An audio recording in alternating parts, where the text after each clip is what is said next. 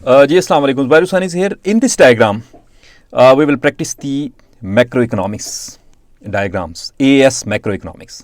अब AS macroeconomics को जब आपने डिस्कस करना है बेटा, तो जो मोस्ट इंपॉर्टेंट टॉपिक है, वन ऑफ द इनिशियल जो मोस्ट इंपॉर्टेंट टॉपिक है वो है बेटा circular flow of the income. तो सर्कुलर फ्लो ऑफ इनकम में क्लॉकवाइज एंटी क्लॉकवाइज का आपको पता होना चाहिए. क्लॉकवाइज डायरेक्शन में क्या होता है, एंटी क्लॉकवाइज डायरेक्शन में वो यहाँ पे मैं डिस्कस नहीं करूँगा. सबसे पहले जो एक डायग्राम जो डिफरेंट टॉपिक्स को कवर करती है, ठीक है, that one is the aggregate demand and aggregate supply. एक बात आपने याद रखनी student, you must have to keep in your mind कि अब आपने सिंपल डिमांड, मैक्रो इकोनॉमिक्स में सिंपल डिमांड नहीं आपने जो है वो कॉल करना, बल्कि एग्रीगेट डिमांड.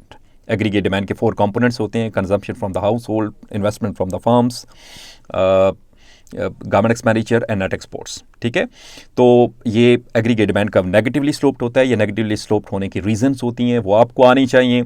और फिर उसके बाद long run aggregate supply curve, ये इसके 2 एस्पेक्ट्स आपको पता होना चाहिए. Long run aggregate supply curve के मॉनिटर्स पॉइंट ऑफ व्यू से भी आपको पता होना चाहिए और केन्जियन पॉइंट ऑफ व्यू से भी आपको पता होना चाहिए. ठीक है, सो फर्स्ट ऑफ ऑल मैं यहाँ पे बेटा जो है जो जो जो इकोनॉमी के अंदर जो इक्विलिब्रियम है वो मैं शो करने जा रहा हूँ केन्जियन पॉइंट ऑफ व्यू से. ठीक है, तो first of all I am going to draw Y axis. ठीक है, then X axis. On Y axis अब बेटा आपने याद रखना है कि माइक्रो इकोनॉमिक्स में आप प्राइस राइट करते थे, यहां पे राइट डाउन करते थे, लेकिन मैक्रो इकोनॉमिक्स में आपने क्या करना है, प्राइस नहीं लिखना बल्कि क्या लिखना है, प्राइस लेवल. ठीक है, प्राइस लेवल आप लिखेंगे. और माइक्रो इकोनॉमी के अंदर जो है वो इकोनॉमिक्स में आप लिखते थे क्वांटिटी. अब आपने लिखना है रॉयल जीडीपी, आउटपुट, या इसको आप वाई से भी इंडिकेट कर सकते हैं. Right, now I am going to draw students Keynesian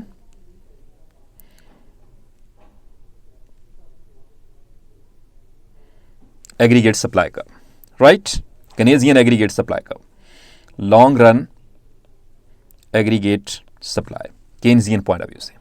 okay, ये बेटे थोड़ा सा इसने ऑटोमेटिक जो है वो इसने खुद कर दिया है इसको. तो इस इन Keynesian long run aggregate supply curve में 3 फेजेस होते हैं. फेज 1 इसको सेक्शन 1 का नाम दे सकते हैं, phase 2 and phase 3. 1 2 3. Okay, phase 1 में क्या है कि रिसोर्सेज जो हैं वो अभी फुल एम्प्लॉयड नहीं है इकोनॉमी में. ठीक है, अनएम्प्लॉयड है. ठीक है, तो आपकी इकोनॉमी में प्राइस लेवल चेंज नहीं होगा. लेकिन जैसे ही आप फेज 2 की तरफ मूव करेंगे स्टूडेंट्स, तो आपकी इकोनॉमी में रिसोर्सेज फुली यूटिलाइजेशन की तरफ जो है वो जा रहे हैं, तो प्राइस लेवल इंक्रीज होना शुरू हो जाएगा. लेकिन फेज 3 के अंदर जो है वो रिसोर्सेज फुली यूटिलाइज हो चुके हैं. ठीक है, अब इकोनॉमी की फर्दर कैपेसिटी नहीं है प्रोड्यूस करने की. ठीक है, तो इकोनॉमी का इक्विलिब्रियम कहां पे होगा, suppose that here is the aggregate demand curve. ठीक है, aggregate demand, now economy, here the aggregate demand and aggregate supply. ठीक है, both are equal to each other at this intersecting at this point, aggregate demand curve intersecting the aggregate supply at this point. ठीक है, so here will be the equilibrium in the economy, right? So this one is the output level in the economy. The price level would not be changed if the aggregate demand curve would intersect in the section 1. ठीक है, तो price level economy में change नहीं होगा. उसकी reason मैंने आपके साथ बता दी, आपको डिस्कस कर दी है, आपको बता दी है कि रिसोर्सेज अभी फुल यूटिलाइजेशन के प्रोसेस में है. ठीक है, अभी यूटिलाइजेशन, अभी उनकी फुल यूटिलाइजेशन नहीं. फिर उसके बाद अगर इकोनॉमी के अंदर जो है वो एग्रीगेट डिमांड इंक्रीज होता है किसी रीज़न की वजह से, सपोज दैट जो है वो इंटरेस्ट रेट जो है वो डिक्रीज हो चुका है, तो इंटरेस्ट रेट डिक्रीज़ होने की वजह से फर्म्स जो हैं वो उनकी कॉस्ट ऑफ बोरोइंग डिक्रीज़ हुई है. उन्होंने क्या किया कि ज़्यादा जो है वो लोन लेना स्टार्ट किया. ठीक है, और इन्वेस्टमेंट इंक्रीज़ कर दिए, तो आपका एग्रीगेट डिमांड जो है वो बेटा इंक्रीज़ हुआ और aggregate demand right word shift कर जाएगा.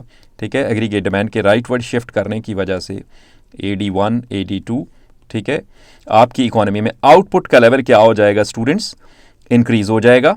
ठीक है, Y1 से Y2 इकोनॉमी में आउटपुट लेवल हो जाएगा, लेकिन प्राइस लेवल क्या हो जाएगा, इंक्रीज़ हो जाएगा. ठीक है, ये this increase in price level from P1 to P2 बेटा, this shows demand pull inflation. This shows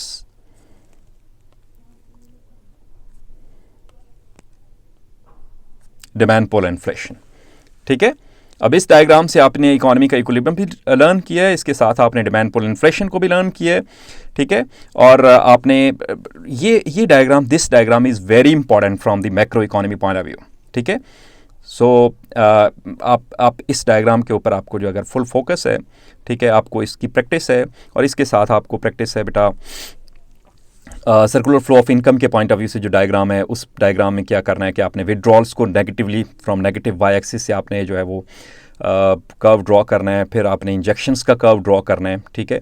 तो ये दो डायग्राम्स, अगर इन दो डायग्राम के ऊपर आपको इनकी फुल कॉन्सेप्ट्स हैं, इनके ऊपर ग्रिप है, ठीक है, तो आप फिर जो है वो अगर आपने कॉस्ट पुश के पॉइंट ऑफ व्यू से आपने डायग्राम ड्रॉ करनी है तो उसमें कोई प्रॉब्लम नहीं होगा आपको, ठीक है। उम्मीद करता हूँ आपको ये these videos will be helpful to you people.